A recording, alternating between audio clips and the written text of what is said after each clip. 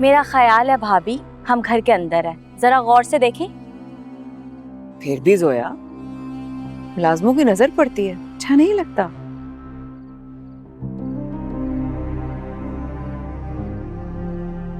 माफ कीजिएगा भाभी,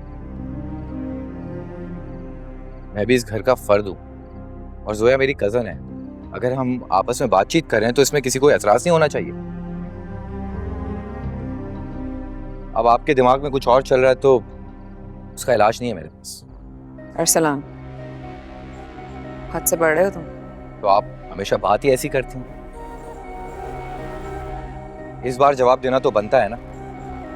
अरसलान, तुम जवाब नहीं दे रहे, बदतमीजी कर रहे हो, याद रखना। तो आप क्या चाहती हैं भाभी? आपका जो दिल चाहे आप बोलती रहे और हम चुपचाप सुनते रहे हैं? जोया, चुप रहो, समझ में आई है? भाई क्या हो रहा है यहाँ पे? किस बात पर बहस हो रही है? हा? आइए आइए मामू मामी, आप लोगों का आना बहुत जरूरी था इस वक्त। बहुत तमीज सिखाते हैं ना मुझे, मेरे मुंह पर और मेरे पीठ पीछे ज्यादा। थोड़ी बहुत तमीज अगर अपने बेटे और आप अपनी भांजी को भी सिखा देते तो कितना अच्छा था।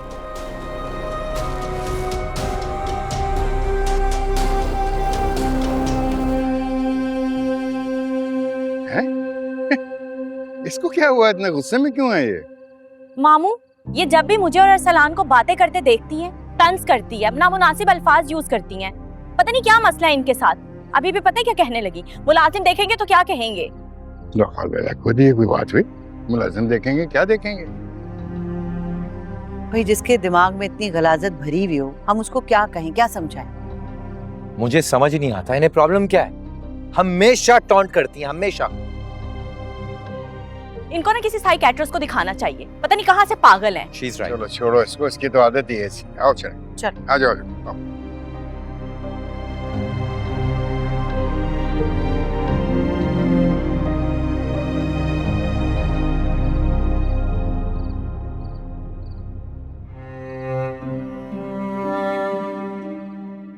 कि आपने मुझे किस मुश्किल में डाल दिया है शोएब। आप ऐसे तो नहीं थे। आपका गुस्सा, आपकी खुदसरी, आपकी नाअहली से मैं अच्छी तरह से वाकिफ, लेकिन मैं कभी सोच भी नहीं सकती थी कि आप किसी औरत को इतनी बुरी निगाह से भी देख सकते हैं। इस बात का तो मैं तसव्वुर भी नहीं कर सकती थी।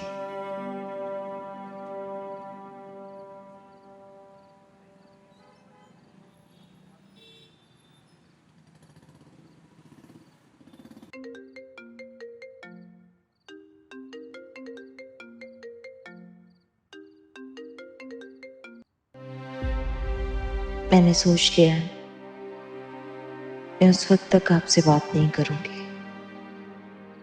जब तक मैं हर बात सच सच भैया को ना बता दूं। फिर वो जो भी फैसला करें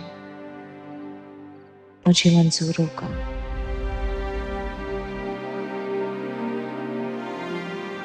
मेरी जिंदगी तो वैसे भी डोलती हुई नाव पर सवार है। जरा सी तेज लहर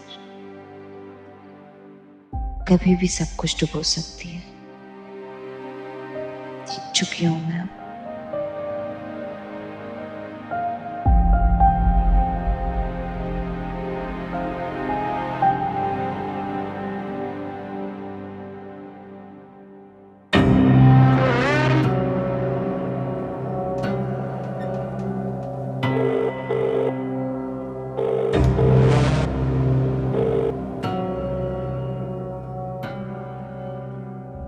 हमारी बिल्ली और हमीद से मैं आऊं।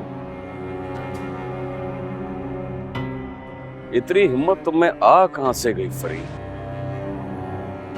कौन उकसा रहा है तुम्हें? हाँ, यकीनन महविश होगी। बहुत ही खुदसर और बेबाक लड़की है, किसी का लिहाज नहीं करती।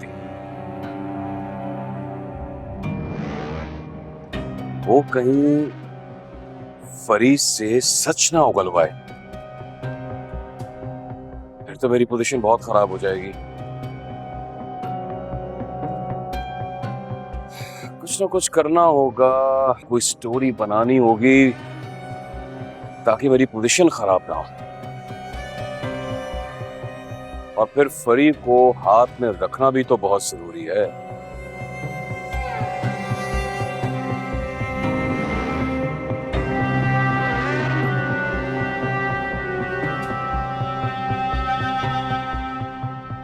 फरी, तो मेरा फोन क्यों नहीं उठा रही हो?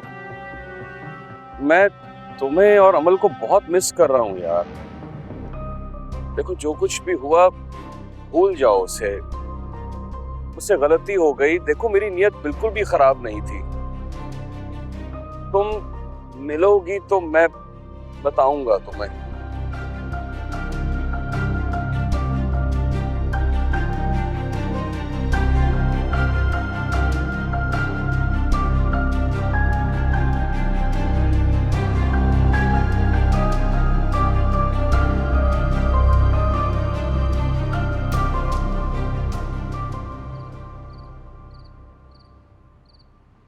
कबीर बेटा, मुझे तुमसे ऐसी अहमकाना हरकत की उम्मीद नहीं थी, इसीलिए गुस्से को हराम करार दिया।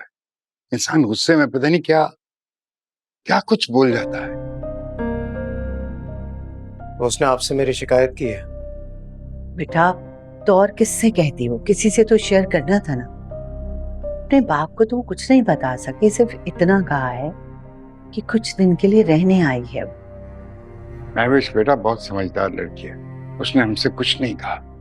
हम तो ये मालूम करने गए थे कि क्या हुआ कि वो यहाँ चली आई।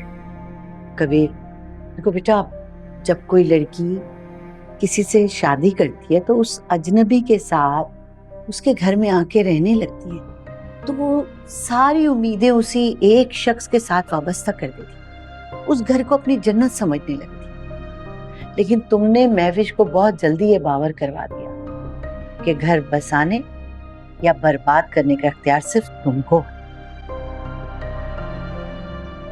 बहुत शर्मिंदा हूं ममानी, बस फरी की आंखों में आंसू नहीं देख सका, इसलिए गुस्से और जज्बात में पता नहीं क्या कुछ कह दिया मैंने महविश को।